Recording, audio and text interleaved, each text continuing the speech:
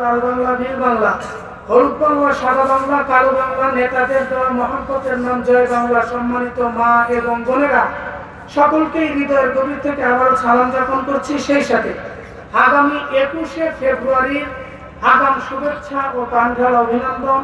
আসসালামু আলাইকুম ওয়া রাহমাতুল্লাহি ওয়া তাআলা ওয়া বারাকাতুহু। সম্মানিত উপস্থিতি, জানতে চাচ্ছি সকলেই কেমন আছেন? আলোচনার প্রারম্ভে আল্লাহ সুবহানাহু ওয়া তাআলার দরবারে ইলাহিতে আবেগ আপ্লুত কণ্ঠে বিনয় অবনীত চিত্তে আমরা যে আল্লাহ পাকের গোলাম, এই গোলামীর সবটুকুন ভালোবাসা ব্যক্ত করে ভক্তি ভরে মুক্তির আশায় তারই শেখানো যুক্তির সাথে চুক্তি করতে গিয়ে আমরা সমস্বরে উচ্চ কণ্ঠে উচ্চ আওয়াজে পড়ে নিচ্ছি আলহামদুলিল্লাহ। আলহামদুলিল্লাহ তামলাহুল মিজান, আলহামদুলিল্লাহ তামলাহু মা বাইনাস সামাওয়াতি ওয়াল আরদ। আল্লাহ সুবহানাহু ওয়া তাআলা বলেন, সাতস্তবক আসমান এবং জমিনকে যদি মিজানের এক পাল্লায় রাখা হয় আর বান্দার মুখ মিশ্রিত আলহামদুলিল্লাহর আওয়াজটা, ওয়াজটা, ধ্বনিটা, বাণীটা, কথাটা যদি মিজানের অপর পাল্লায় রাখা হয়, আল্লাহ সুবহানাহু ওয়া তাআলার মানদণ্ডে বান্দার এই মুখ মিশ্রিত আলহামদুলিল্লাহর আওয়াজটাই সবচেয়ে বেশি ভারী হয়ে যায়। সব সুবহানাল্লাহ না, আওয়াজ দিয়ে বলি আলহামদুলিল্লাহ। লক্ষ কোটি দরুদ ও সালাম হুজুর আকরাম, যিনি নির্যাতিত, নিপীড়িত, শোষিত, বঞ্চিত মাজলুম জনতার চরম এবং পরম বন্ধু, যার আগমনের ফলশ্রুতিতে গোটা জাহিলিয়াতের সমাজে মানুষ নিজের বাপ দাদা চিরাচরিত কালজয়ী জীবন আদর্শের মুখে লাঠি মেরে যে রাসূল ভাঙ্গা স্তূপের উপর দাঁড় করিয়েছিলেন ইসলামিক স্টেট, ইসলামিক সমাজ ব্যবস্থা, সে রাসূলের উম্মত হতে পেরে অন্তরের অন্তরস্থল থেকে আমরা সংক্ষিপ্ত আকারে দরুদ ও সালাম পাঠ করছি। আল্লাহ পাক যেন আমাদের সংক্ষিপ্ত দরুদ ও সালামটুকু হিটারের সাহায্যে পাখির গুঞ্জনে ভ্রমরের কলতানে ধ্বনিত প্রতিধ্বনি উন্নত করে বিশ্বনবীর রওজা মোবারকে পৌঁছিয়ে দেয়। সকলেই সংক্ষিপ্ত দরুদ ও সালাম পাঠ করছি সাল্লাল্লাহু আলাইহি ওয়াসাল্লাম। সম্মানিত উপস্থিতি, জানতে চাচ্ছি সকলেই কেমন আছেন? আলহামদুলিল্লাহ। মনে মনে বলতেছেন, হুজুর এতক্ষণ ভালোই ছিলাম, বাট আপনি আসাতে একটু বেকায়দায় পড়ে গেছি। সেটা হলো, এত রাত পর্যন্ত আমরা অপেক্ষা করতেছি নাটোরি সাহেব আসবে, কিছু গরম গরম বয়ান করবে। তো আপনার যা সাইজ, বয়ান যে কি হবে আল্লাহই ভালো জানে। কথা বলেন ঠিক কিনা? এই চিন্তা কি কারো ভিতরে আছে? যদি থাকে তাহলে একটা ঘোষণা শুনে নেন। আল্লাহ পাক বলেন, মা উতীতুম মিনাল ইলমি ইল্লা কালিল। আল্লাহ পাক বলেন, আমি আল্লাহর জ্ঞান হলো অসীম, বান্দার জ্ঞান হলো সসীম। আল্লাহ যদি তার অসীম জ্ঞানের ভান্ডার থেকে তার এই ছোট্ট বান্দাকে কিছু জ্ঞান বরাদ্দ দেয়, তবেই আজকের মাহফিলে আপনাদের এই ছোট্ট ছেলে, ছোট্ট ভাই কিছু কথা বলবে। কথা বলেন ঠিক কিনা? আমরা আল্লাহ পাকের কাছে দোয়া করে দেই, আল্লাহ পাক যেন আজকে মাহফিলের দাবি অনুযায়ী আমাকে বলার, আপনাদেরকে শুনে বুঝে আমল করার তৌফিক দান করেন। বলেন আমিন। তো আসেন, আমরা এমন একটা সময়ে, এমন একটা টাইমে কোরআনের মাহফিলে হাজির হয়েছি, যে সময় প্রত্যেকটি কোরআনের মাহফিলে, ওয়াজের মাহফিলে কোরআনের কথাগুলো বন্ধ করে দেওয়ার পায়তারা চলতেছে। চিৎকার দিয়ে বলেন ঠিক কিনা? কিন্তু এই পায়তারা চালালে কি হবে? এই নৈমুদ্দির বেটা কৈমুদ্দিন জানে না যে ইসলামের আলো সুইচ দুনিয়ার কোন মানুষের হাতে না, এটা সুইচ একমাত্র আল্লাহর হাতে। চিৎকার দিয়ে বলেন ঠিক কিনা? আল্লাহ যতক্ষণ পর্যন্ত না চাইবেন, ততক্ষণ পর্যন্ত দুনিয়ার কোন নাস্তিক, কোন মুরতাদ, কোন বাটপার, কোন চিটা, কোন মানুষের পক্ষে সম্ভব হবে না কোরআনের আলো সুইচ, কোরআনের একটা কথাকে বন্ধ করে দিতে। কথা বলেন ঠিক কিনা? সুতরাং আজকের মাহফিলে আমরা হাজির হয়েছি, কথা হবে মূলত কোরআন থেকে। কোথায় থেকে? কোরআন থেকে কথা বললে কারো কি কোনো চুলকানি শুরু হবে? যাদের অ্যালার্জি আছে, ঔষধ যদি না খেয়ে থাকেন খেয়ে নেন। কোরআনের হক কথা হবে, কোরআনের এ টু জেড যেটা বলতেই হবে আমাকে সেটাই বলবো। কারো অগ্নিচক্ষুর ভয়ে কোনো কথা ছাড় দিয়ে বলার কোনো সুযোগ। রাজি আছেন আপনারা? ইনশাআল্লাহ। মুসলমান বাবাজিরা আমার, শহীদুল্লাহ বলেন, it reveals the man his real greatness and mastermind that only one his essence but one all ages never in the history of the world that time right for the evidence of a deliverer চিৎকার দিয়ে বলেন মারহাবা। কিছুই বুঝেন নাই কিন্তু মারহাবা বলছেন, কথা বলেন ঠিক কিনা?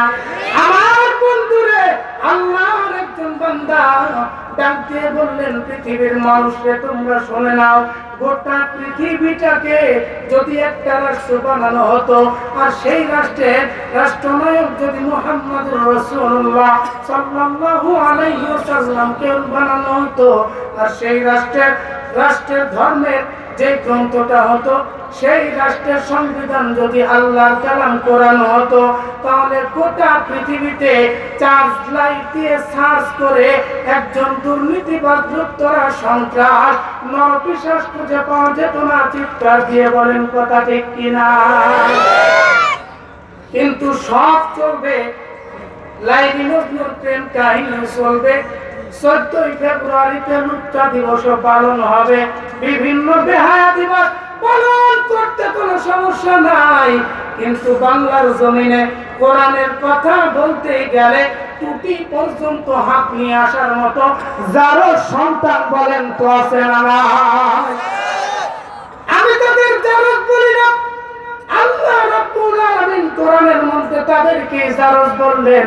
আল্লাহর পবিত্র কোরআনের ভাষা, আল্লাহর বয়ান, আল্লাহর দলিল করে দেওয়া ভাষা। ভাইজান, কোরআনের কথাকে যারা বন্ধ করে দিবে, যারা কোরআনের কথাগুলোকে বন্ধ করে দেওয়ার জন্য পায় তারা চালাবে, এরা আর যাই হোক অবৈধ মায়ের অবৈধ সন্তান হতে পারে, কোনদিন ভালো মায়ের ভালো বাবার সন্তান হতে পারে না। ঘোষণা আমার না আল্লাহ। আল্লাহ যদি ঘোষণা দেয় তাহলে মানার দরকার আছে না নাই?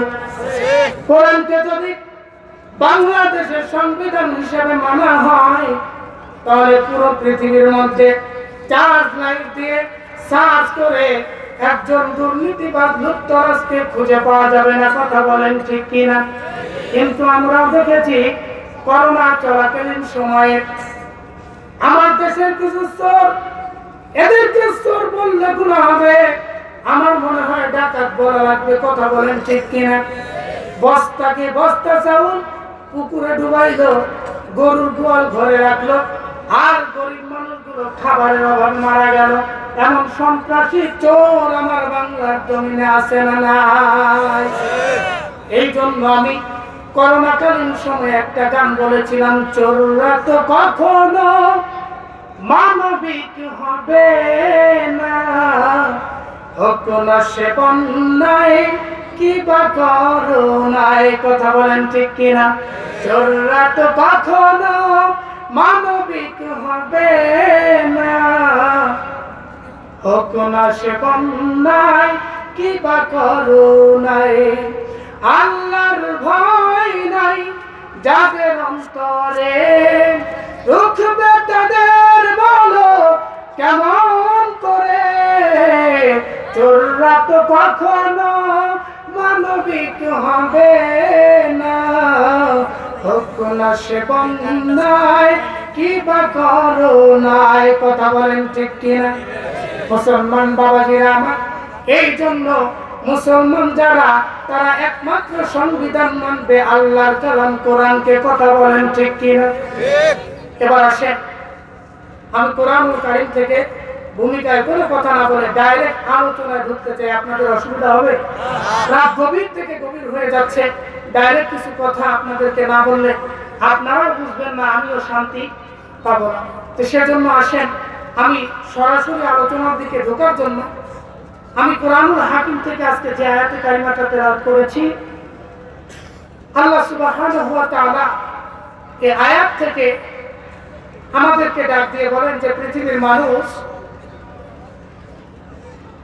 আমি আল্লাহ সুবহানাহু ওয়া তাআলা ইন্না নাহনু নাযালনা যিকর, আমি আল্লাহ তাআলা আমার পক্ষ থেকে জিকির নাযিল করেছি। কি? আরে ভাই আওয়াজ দেন, কি? আসলে কি আপনারা যারা বসে আছেন প্রকৃত সবাই পুরুষ? তো একজন পুরুষের আওয়াজ কি এরকম হওয়ার কথা? জোরে বলেন তো। আমরা যারা পুরুষ প্যান্ডেলে আছি তারা কি আওয়াজ দিয়ে বলেন কি?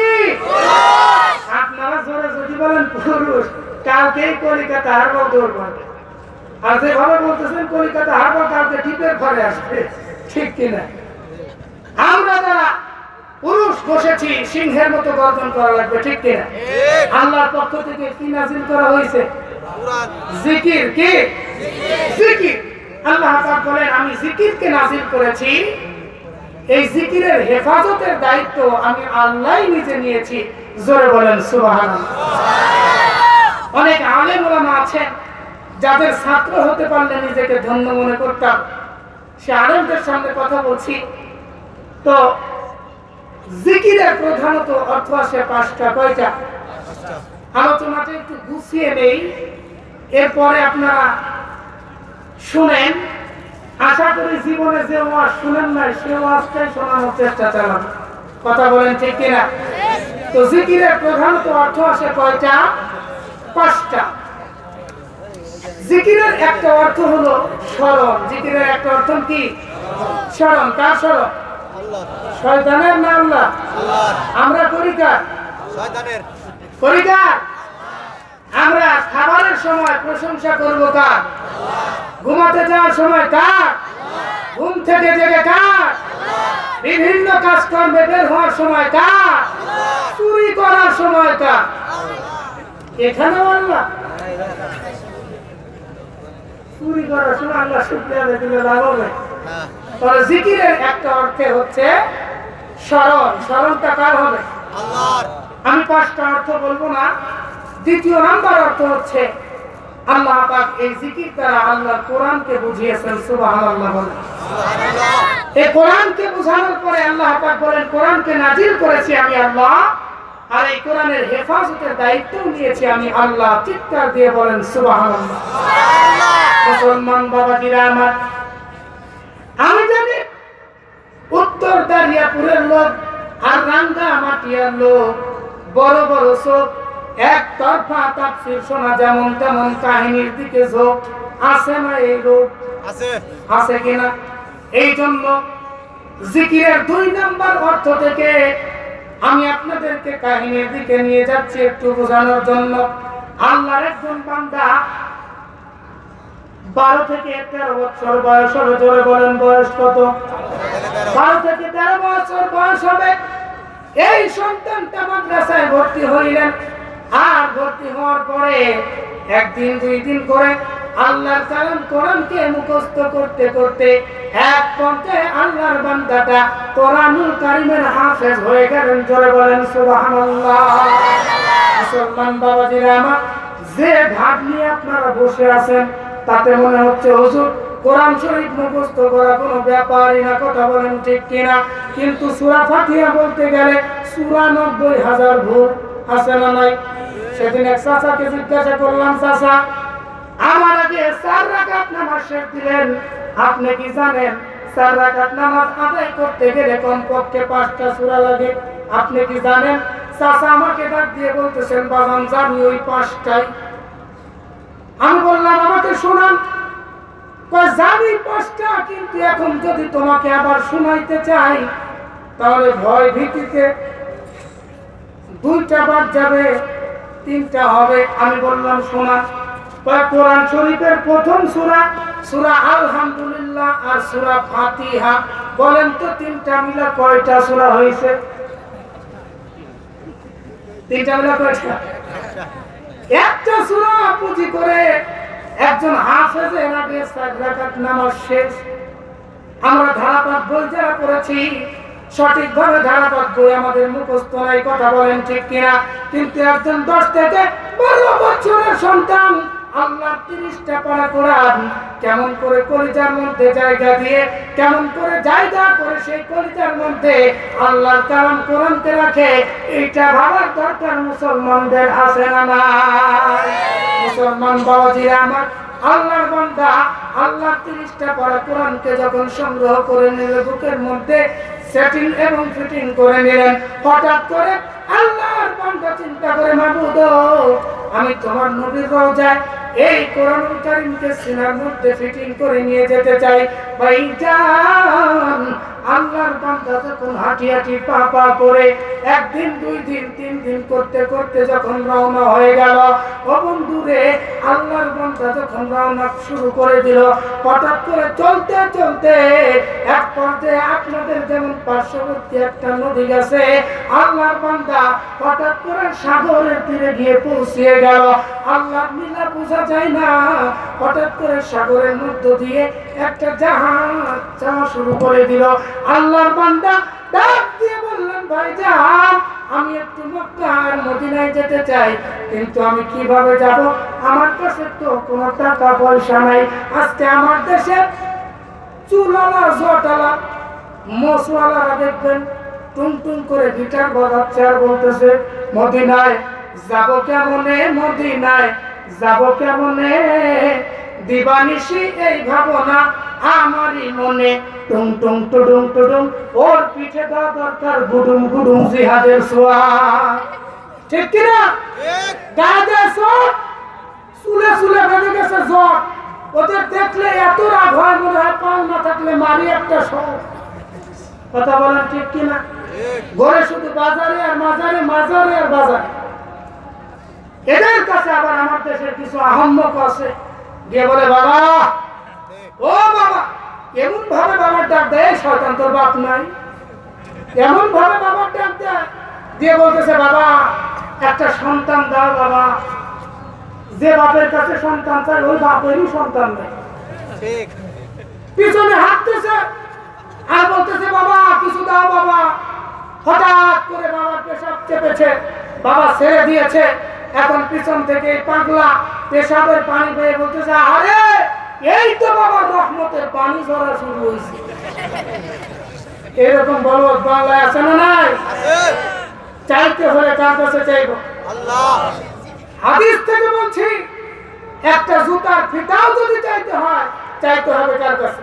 আল্লাহ। দুনিয়ার কোন মানুষের কাছে চাওয়ার কোন দাম হবে? কারণ আমি যার কাছে চাইবো সেও গোলাম কার? আল্লাহ। আমি গোলাম কার? আল্লাহ। আপনারা গোলাম কার? আল্লাহ। শুধু গোলাম বললে হবে না, আমরা হলাম গোলামের বাচ্চা গোলাম। কথা বলেন ঠিক কিনা? তার কারণ আমার বাবাও তার গোলাম, আমি আপনিও তারই গোলাম। কথা বলেন ঠিক কিনা? তাহলে আমরা হলাম গোলামের বাচ্চা। কি ভাই বলতে কি শরম লাগে? গোলামের বাচ্চা কার গোলাম? আল্লাহ। আমরা যারা আছি, আল্লাহ পাক কোরআনুল কারীমে ডাক দিয়ে বলেন, আল্লাহু গনিয়্যুন ওয়া আনতুমুল ফুকারা। আল্লাহ পাক বলেন, একমাত্র, কেবলমাত্র, শুধুমাত্র আমি আল্লাহই ধনী, আর তোমরা যারা আছো সব। আল্লাহ যদি ধনী হয়, আমরা যারা আছি সবাই কি? আরে ভাই গরিব না, ফকির। কি? আল্লাহ যদি ধনী হয়, আমরা যারা আছি তারা কি? ফকির। তাহলে আমরা পুরুষ প্যান্ডেলে যারা আছি, আমরা যদি ফকির হই, মহিলা প্যান্ডেলে যারা আছে তারা কি? জোরে কর, আরেকটু জোরে। আমার দেশের যে নেত্রী আছে, উনি শেখ হাসিনা, খালেদা জিয়া। এবার আমি কিন্তু আমার দেশের নেত্রীর নাম নিতেই পারি, আমি কিন্তু ফকিরনি বলিনি। বিপদে পড়লে আপনারা বলবেন। আল্লাহর ভাষা অনুযায়ী যদি আল্লাহ একমাত্র ধনী হয়ে থাকে, আমরা সকলেই গরিব। কথা বলেন ঠিক কিনা? আমরা ফকির, একমাত্র ধনীকে আল্লাহ। আল্লাহ। 2014 সালে আমি যখন 14 শিখের ভেতরে গেলাম, আমার অপরাধ ছিল 2টা। আমি বয়ানের মাঝখানে বলেছিলাম যে বাংলাদেশে পুলিশও যা, চোরও তা। গ্রেফতার করে নিয়ে গেল, আমাকে জিজ্ঞাসা করলো, হুজুর এত বড় সাহস আপনার, আপনি বয়ানের মাঝখানে বললেন চোরও যা, পুলিশও তা। এই কথা বাংলার জমিনে কোনো বক্তা বলে নাই, আপনি কেন বললেন? আমি বললাম, ভাই রে, চোর চুরি করে আর তোমরা চাঁদা খাও, এই একই, সিস্টেমটা আলাদা। ঠিক কিনা? আর দ্বিতীয় নম্বর কারণ হলো, আমি আমার দেশের প্রধানমন্ত্রীকে কেন ফকিরনি বলেছিলাম, কিন্তু আমি কি বলেছি? না, বলেছেন আল্লাহ। আল্লাহ যদি ধনী হয়, আল্লাহর নজরে আমার দেশের নেত্রীও ফকিরনি। কথা বলেন ঠিক কিনা? একমাত্র কেবলমাত্র শুধুমাত্র আল্লাহ ধনী। চিৎকার দিয়ে বলেন ঠিক কি? মুসলমান বাবাজিরা আমার, আল্লাহর বান্দা এক পর্যায়ে ওই সাগরের তীরে এসে দাঁড়িয়ে গেলেন। একটা জাহাজকে দেখতে পেলেন, ডাক দিয়ে বললেন, জাহাজের মালিক ভাই, তোমার জাহাজটা একটু দাঁড় করিয়ে দাও, আমি একটু মক্কার মদিনা যেতে চাই। আমার মনে বড় আশা, নবীর প্রতি বুকটা বড় ভালোবাসা, আমার একটু মক্কার মদিনায় কি নেওয়া যায় কিনা। জাহাজের মালিক ডাক দিয়ে বললেন, ভাইজান, চিন্তার কোনো দরকার নাই। তার কারণটা হলো আমাদের জাহাজটা আজকেই পানিতে নামানো হয়েছে। আমাদের মালিক উনি ঘোষণা করে দিয়েছেন, আজকের দিনে যত মানুষ আমাদের জাহাজে সফর করবে প্রত্যেকটি মানুষের জন্যই ফ্রি করে দেওয়া হয়েছে, কোনো টাকা পয়সা লাগবে না। কথা বলেন ঠিক কিনা? বাংলার জমিনে আমরাও সুবহানাল্লাহ আলহামদুলিল্লাহ বলতে চাই না। তার কারণটা হলো বাঙালি বিনা লাভে তুলা গ্রহণ করতে চায়, কিন্তু যখন শুনে ফ্রি বাপে পুত্রে সিরিয়াল লাগায়। কথা বলেন ঠিক কিনা?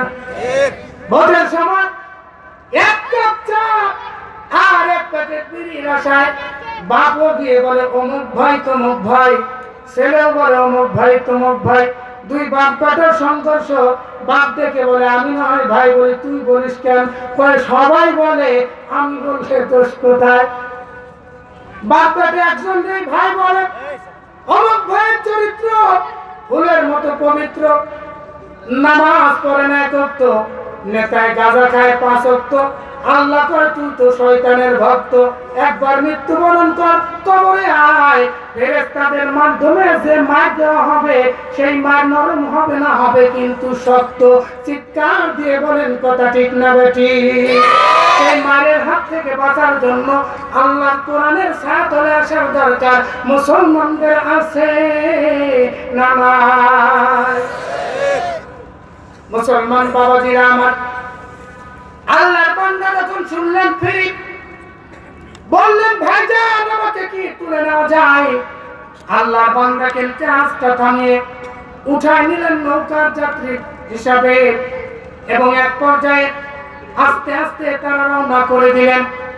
খানিকটা দূর যাওয়ার পরে আল্লাহর কুদরতের কারিশমা বোঝা যায় না, হঠাৎ করে এমন জোরে সোরে ঝড় আসলো, তুফান আসলো।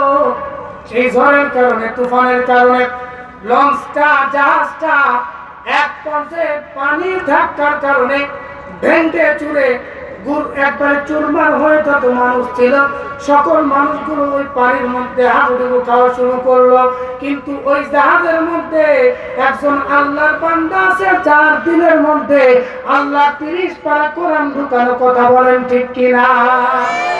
আল্লাহ রাব্বুল আলামিন কোরআনুল কারীমকে হেফাজত করেন কিভাবে, এটা জানার দরকার। বলেন তো আছে না নাই? আল্লাহ রাব্বুল আলামিনের বান্দা ডাক দিয়ে বললেন, মাবুদ, আমি যদি মারাই যাই তাহলে তোমার কোরআন তো মিথ্যা হয়ে যাবে। তুমি ডেকে ডেকে বলেছ, ইন্না নাহনু নাযালনা যিকরা ওয়া ইন্না লাহু লাহাফিজুন। জোরে বলেন আল্লাহু আকবার। মুসলমান বাবাজিরা আমার, আল্লাহর বান্দা ডাক দিয়ে বললেন, আল্লাহ, আমি যখন এখন যদি মৃত্যুবরণ করি তাহলে তো তোমার কালামুল্লাহ মিথ্যা হয়ে যাবে। না গো আল্লাহ, না, আমার মৃত্যু হয় হোক, কিন্তু কোরআনের বরকতে তুমি আমারে বাঁচায়া দাও। আমার বন্ধুরে, আল্লাহর বান্দা যখন কান্দে, হঠাৎ করে আল্লাহর বান্দা তাকায় দেখতে পায় তার ঠিক এক হাত সামনে একটা জাহাজের তক্তা ভাসতেছে। জোরে বলেন সুবহানাল্লাহ।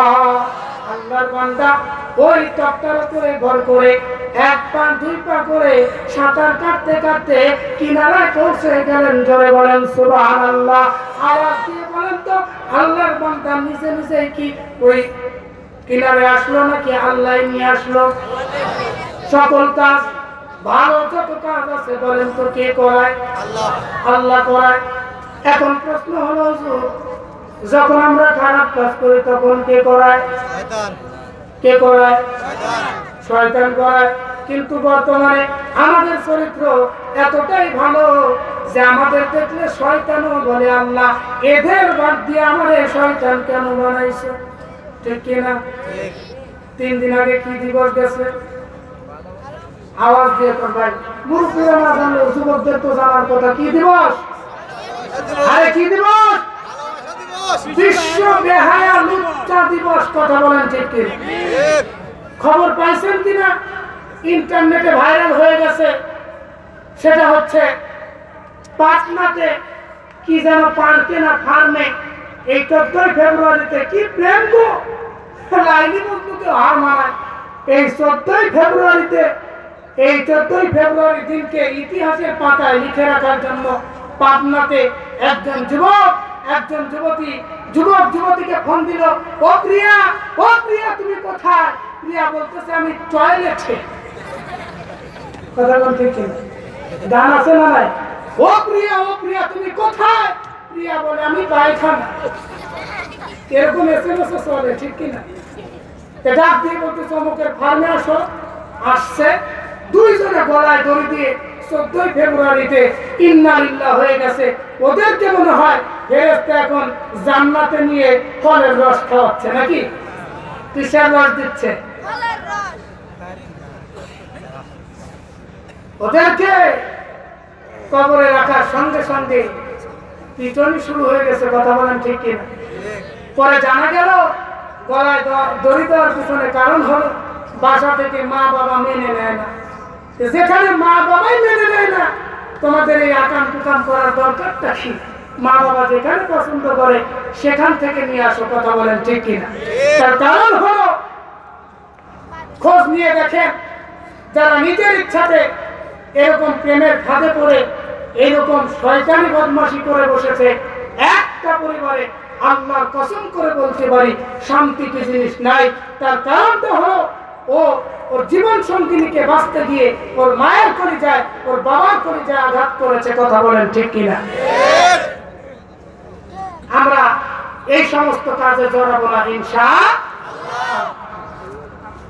তো বলতেছিলাম যে আল্লাহর বান্দা এক পর্যায়ে হাঁটতে সাঁতার করতে যখন কিনারায় চলে আসলেন, ঠিক সেই সময় আল্লাহর বান্দা চিন্তা করলেন, আল্লাহ কোন জায়গায় আসলাম? কাউকে চিনি না, কাউকে জানি না, আমি এখন কি করি?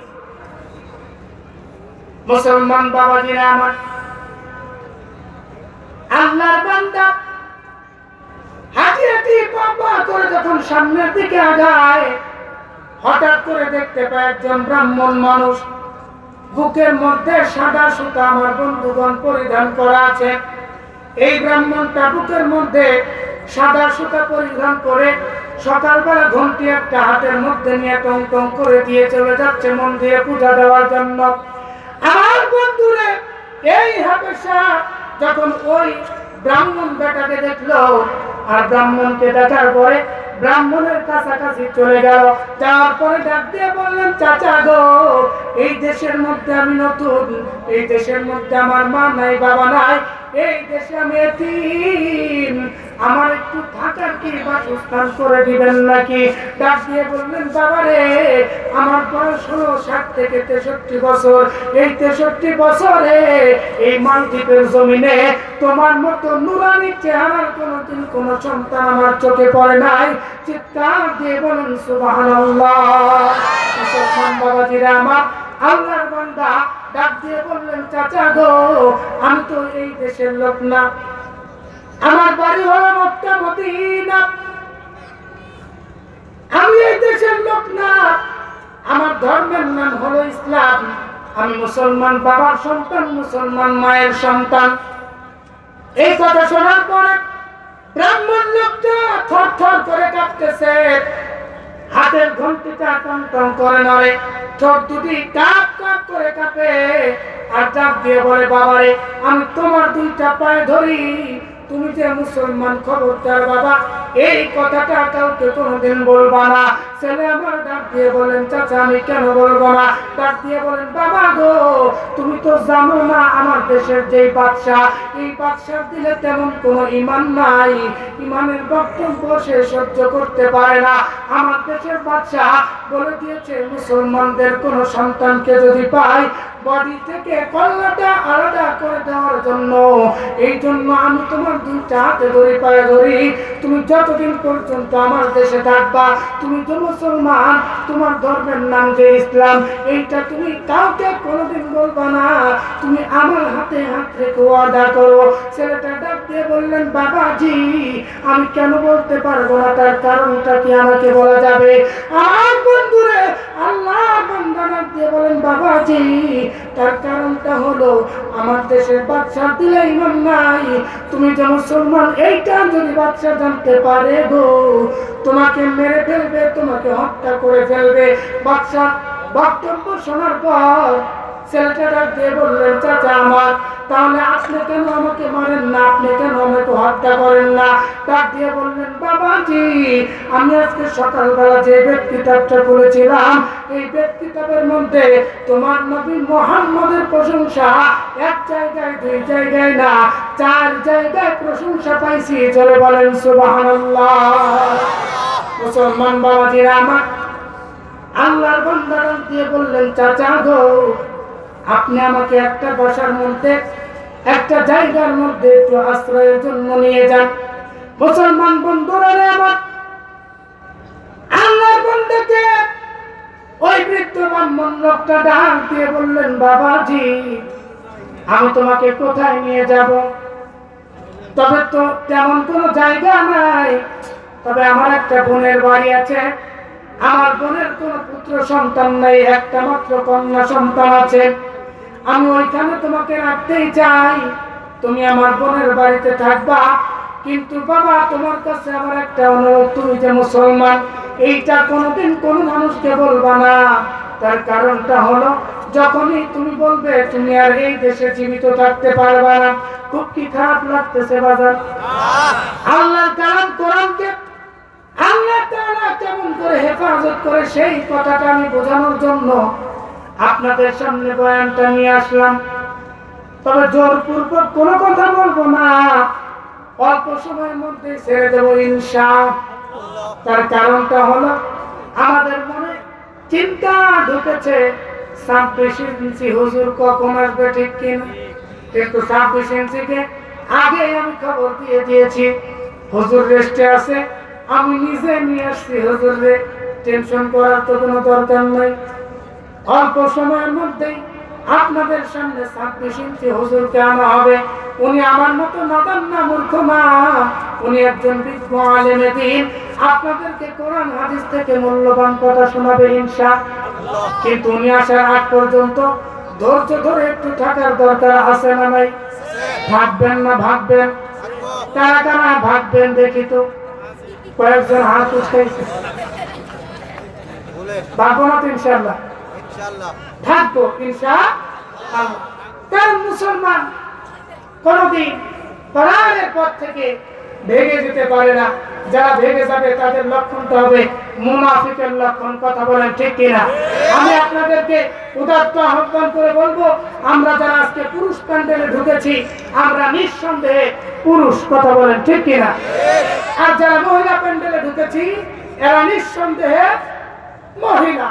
কিন্তু যারা পুরুষ প্যান্ডেলও নাই, মহিলা প্যান্ডেলও নাই, অযথা দোকানপাটে আর রাস্তাঘাটে ঘোরাঘুরি করতেছে, আমার দেশে পুরুষও না মহিলাও না, মাঝামাঝি এক শ্রেণীর লোক আছে, এদেরকে আমরা কি বলি? তাহলে যারা পুরুষ প্যান্ডেলে তারা পুরুষ, যারা মহিলা প্যান্ডেলে তারা মহিলা। আর পুরুষ প্যান্ডেলেও নাই, মহিলা প্যান্ডেলেও না, রাস্তাঘাটে দোকানপাটে মাঝামাঝি যারা ঘোরাফেরা করতেছে তারা কি? জোরে বলেন, জোরে হলো না? আমিও তার তো আহ্বান করবো, যদি আপনি পুরুষ হন তবে পুরুষ প্যান্ডেলে ঢুকেন, আর যদি মহিলা হন মহিলা প্যান্ডেলে ঢুকেন, মাঝামাঝি থাকা যাবে থাকবো না ইনশাআল্লাহ। মাঝামাঝি থাকে কে জানেন? মুনাফিক। কে? যারা মুমিন তারা তো মুমিন, যারা কাফের তারা কাফের। আর কাফেরও না মুমিনও না, এদের দুজনের মাঝামাঝি একজন থাকে, এটা কি? আর পুরুষও না মহিলাও না, এদের মাঝামাঝি যারা থাকে তারা কি? তাহলে আপনি যদি পুরুষ হন, পুরুষ প্যান্ডেলে ঢুকেন, মহিলা হইলে মহিলা প্যান্ডেলে যান, মাঝামাঝি ঘোরাফেরা করা যাবে। তাহলে বলতেছিলাম কিসের কথা? আপনাদের এলাকায় ফুটবল মাঠ আছে? নাই? ফুটবল মাঠ আছে, এক পাশে 11, আরেক পাশে 11, 11 দুগুণ 22, বল কয়টা? একটা। কয়টা? একটা।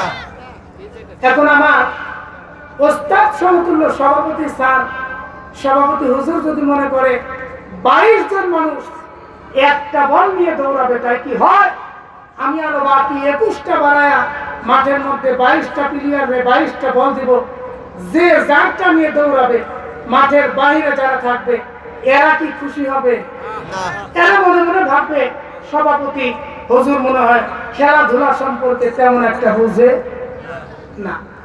11 দুগুণ 22, বল একটা, এক পাশে আছে আরেক পাশে নাই, এর মাঝ দিয়ে যদি গোল হয়, নাটোরের ভাষায় ওটাকে ফাঁকা গোল বলা হয়। টাঙ্গাইল অথবা গাজীপুরের কালিয়াপুরেও কি ফাঁকা গলি বলে? আওয়াজ দেন, ফাঁকা গলি বলে। এরকম এক পাশে 11, আরেক পাশে 11, এর অর্ধেক নাই, এরকম গোল আমার বাংলায় হয় কি হয় না? এরপরেও কিন্তু মাঠে টিকে থাকা যায়। কথা বলেন ঠিক কিনা? সুতরাং আজকের মাহফিলে আপনারা একজন শ্রোতাও যদি না থাকেন, এরপরে আজকের বয়ান সংক্ষিপ্ত আকারে হলেও আমি সমাপ্ত ইতি টানার চেষ্টা চালাবো ইনশাআল্লাহ। তো 11 দুগুণ 22 খেলা চলতেছে, যে বল পায় আগের জনের চাইতে জোরে মারার চেষ্টা চালায়। কথা বলেন ঠিক কিনা? তো মারবে না 22 জনের মধ্যে একজন এত জোরে বলটা মারছে, বলটা শূন্য উড়ে গিয়ে এক চাচার কোলে জুড়ে বসছে। চাচা বলটাকে হাতে নিয়ে বলতেছে, বল তোর কপালে লাথি আর আমার কপালে ঝাঁটা। বল বলতেছে, চাচা এ ধরনের কথা কেন? পিছলা করে চাচা আছে না নাই? আছে না নাই? মুসলমানদেরকে কাশ্মীরে, মুসলমানদেরকে ইন্ডিয়া মেরে শেষ করে দেয়, বাংলার জমিনে বসে কিছু নাস্তিক কিছু মুরতাদ বলে এটা অভ্যন্তরীণ বিষয়, বাংলার মুসলমানের এখানে কিছু করার নাই। চিৎকার দিয়ে বলেন ঠিক কিনা? এক মুসলমানকে গায়ে হাত তুললে তুমি মুসলমান হিসেবে তোমার কলিজায় আঘাত লাগার কথা। কথা বলেন ঠিক কিনা?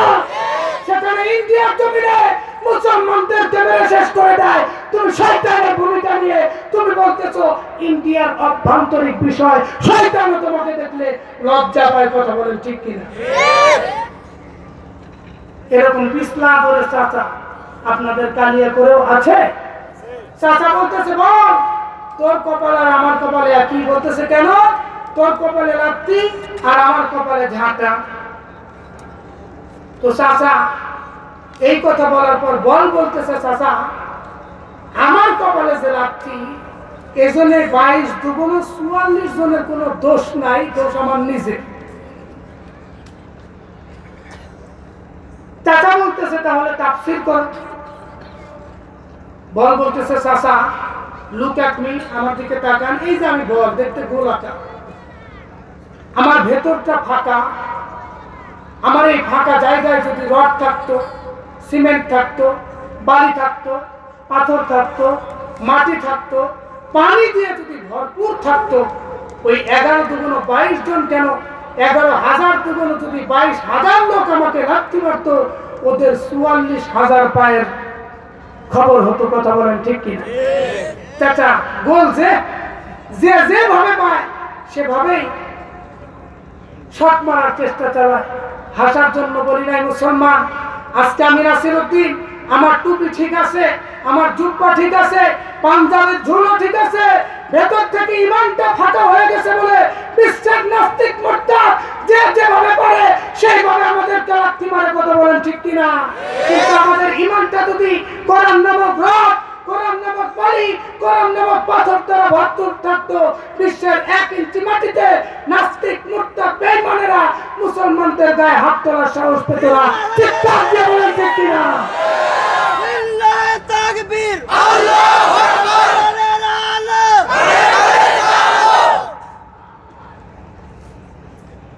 কিন্তু আজকে ঈমানের রুমটা আমাদের ফাঁকা হয়ে গেছে, কথা বলেন ঠিক কিনা? কলিজা ভরা ঈমান নিয়ে আল্লাহকে যে কোরআনের হাফেজটা মালদ্বীপের বুকে চলে গেলেন, এই হাফেজের নাম হচ্ছে হাফেজ আবুল বারাকাত। হাফেজ সাহেবের নাম কি? আবুল বারাকাত।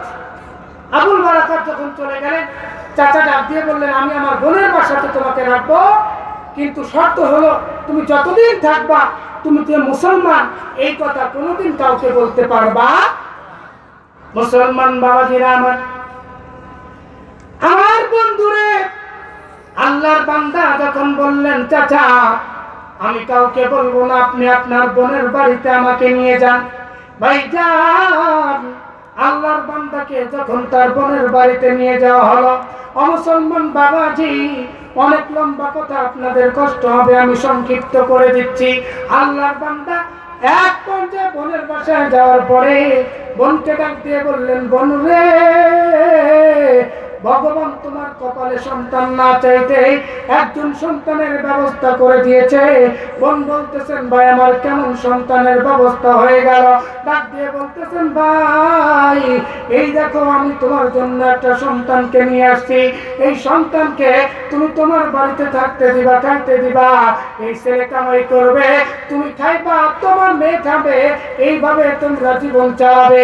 মহিলা মা ডাক দিয়ে বলতেছেন, ভাইজান আমি তো পরের বাড়িতে চাকরি করি, কর্মজীবী মহিলা, আমি যেইটা কামাই করি এইটা থেকে আমার চলারই খুব সমস্যা হয়ে যায়, আমি আবার এই সন্তানটাকে কেমন করে খাওয়াবো? না না না, আমি এই সন্তানটাকে খাওয়াইতে পারবো না, এই সন্তানটাকে আপনি নিয়ে চলে যান। হাফেজ সাহেবের মনের মধ্যে অনেক দুঃখ ভরা মনটা নিয়া হাফেজ সাহেব এক পর্যায়ে মহিলা মায়ের পাও জড়িয়ে ধরলেন আর বললেন, মা গো মা, এই জমিনের মধ্যে আমি বড় এতিম হয়ে গেছি গো মা, এই মালদ্বীপের বুকে আমার মা নাই, বাবা নাই, আমি বড় এতিম হয়ে গেছি, আমাকে আপনি আপনার বাড়িতে থাকতে দেন, আমি জঙ্গলে কাঠ কাটবো আর প্রতিদিন বাজারে বিক্রি করব, আর আপনাকে নিয়ে আমি সুখে একটা সংসার করব। মাকে ডাক দিয়ে বলার পর মহিলার মনটা যখন নরম হয়ে গেল, মহিলা মা চিন্তা করলেন, ছেলে তো আমার ঠিকই বলেছে, আমি ছেলেকে থাকতে দেই, থাকতে দেওয়ার পরে বাজান রে আমার একদিন 2 দিন করতে করতে প্রত্যেক দিন সকালবেলায় হাফেজ সাহেব যায় বাজারে, বাজারে যাওয়ার পরে কাঠ কাটে, কাঠ কাটার পরে বাজারে গিয়ে বিক্রি করে, এই বিক্রি করা টাকা দিয়ে তারা সংসার চালায়। আমার বন্ধুরে, হঠাৎ করে হাফেজ সাহেব একদিন বাড়ির মধ্যে চলে আসলো, আর আসার পরে দেখতেই পায় বুড়ি মা এক পর্যায়ে এক বাড়ির কন্যারে কান্না শুরু করেছে। বুড়ি মার যে মেয়ে আছে ওই মেয়েটাও এক পর্যায়ে কান্না শুরু করে দিয়েছে। হাফেজ সাহেব ডাক দিয়ে বললেন, মা গো মা, আজকে 6 মাস আমি আপনাদের বাড়িতে আছি গো মা, কোনদিন এইরকম করে আপনাদেরকে কাঁদতে দেখলাম না, আজকে কেন কাঁদেন? কান্নার কারণটা কি আপনি আমারে বলবেন না? মহিলা মা কোনো কথা বললেন না। মহিলা মা যখন কোনো কথা না বললেন, হাফেজ সাহেব চলে গেলেন বোনের কাছে, বোনকে ডাক দিয়ে বললেন, বোন রে, 6 মাস যাবত তোমাদের বাড়িতে আছি গো মা, কোনদিন তোমাদের কেমন করে কান্না করতে দেখলাম না, আজকে কেন কান্দো? কান্নার কারণটা কি আমারে বলা যায় না? মহিলাও কোনো কথা বলে না। এক পর্যায়ে হাফেজ সাহেব মায়ের কাছে আবার যখন চলে গেল, মাকে ডাক দিয়ে বললেন, মা গো মা, আপনি যদি না বলেন আমি তো কোনোভাবেই জানতে পারবো না, কথা বলেন ঠিক কিনা? মুখের দ্বারা কোনো কথা যদি আপনি না বলেন, মনের কথা কোনোদিন বোঝা সম্ভব না, কথা বলেন ঠিক কিনা? কিন্তু ঢাকার প্রান্তপথে লিটন ডাউন সৃষ্টি নামক একজন ব্যক্তি আছে, জানেন নাকি আপনারা? আপনার মুখ দেখে অতীত বর্তমান ভবিষ্যৎ সব দর দর করে বলে দিচ্ছে। ওর সামনে একটা লাঠি নিয়ে যাবেন, লুকায়া এবং ওর সামনে গিয়ে বলবেন, ভাই এতদিন বহু মানুষের ভাগ্য বর্ণনা করলা, এখন বলো তোমার ভাগ্যে কি আছে। যদি বলে আমার ভাগ্যে এখন লাঠি আছে, তাহলে তো বাঁচা গেল। আর যদি বলে আমি জানি না, সঙ্গে সঙ্গে পিছন। কথা বলেন ঠিক কিনা? ঠিক কিনা? আজকে অনেক মানুষ গায়েব জানতেছে, বলতেছে। কথা বলেন ঠিক কিনা? গায়েবের মালিক কে? জোরে বলেন কে? একমাত্র গায়েবের মালিক তিনি হলেন আল্লাহ। কথা বলেন ঠিক কিনা? সম্মানিত উপস্থিতি, আমাদের আজকে চাওয়া পাওয়ার কোনো শেষ আছে? যার একতলা বাড়ি আছে সে চিন্তা করে আমি 2 তলা কেমন করে করবো, ঠিক কিনা? যার 2 তলা আছে সে চিন্তা করে আমি 3 তলা কেমন করে করব। আল্লাহ রাসূল বলেন এদের পেট কোনোদিনই ভরবে না যতক্ষণ পর্যন্ত এদের পেটের মধ্যে কবরের মাটি না দেওয়া হবে, ঠিক কিনা? কবরের মাটি যখন পেটের মধ্যে পড়বে তখন এদের পেট ভরবে। কথা বলেন ঠিক কিনা? আমাদের চাওয়া পাওয়ার কোনো শেষ নাই। কিন্তু মা খাদিজা আল্লাহ রাসূলের খুব কাছের একজন প্রিয়তমা। কথা বলেন ঠিক কিনা? এত মহব্বত, এত ভালোবাসা ছিলেন আল্লাহ রাসূলের প্রতি, ঠিক কিনা? আমাদের স্ত্রীরা ভালোবাসার অভাব নেই, কিন্তু আমাদের জন্য না, তাদের সাহেবদের জন্য, বন্ধুদের জন্য। কথা বলেন ঠিক কিনা? দেশে পরকীয়ার হার বাড়ছে না কমছে? আওয়াজ দিয়ে বলেন, বাড়ছে না কমছে? এই বাড়ার পিছনে দায়ী কে? মহিলারা না আমরা? ঘরের মধ্যে কালো মোটা তার ঢুকিয়ে দিছি, তার নাম কি? এটা কি মহিলারা ঢুকাইছে না আমরা ঢুকাই দিছি? এইটা দেখে দেখে স্বামী বাসায় আসলে আবার প্র্যাকটিস করে, ঠিক কিনা? দোষ শুধু মহিলাদেরকে দিলে হবে? আল্লাহর নবীর স্ত্রী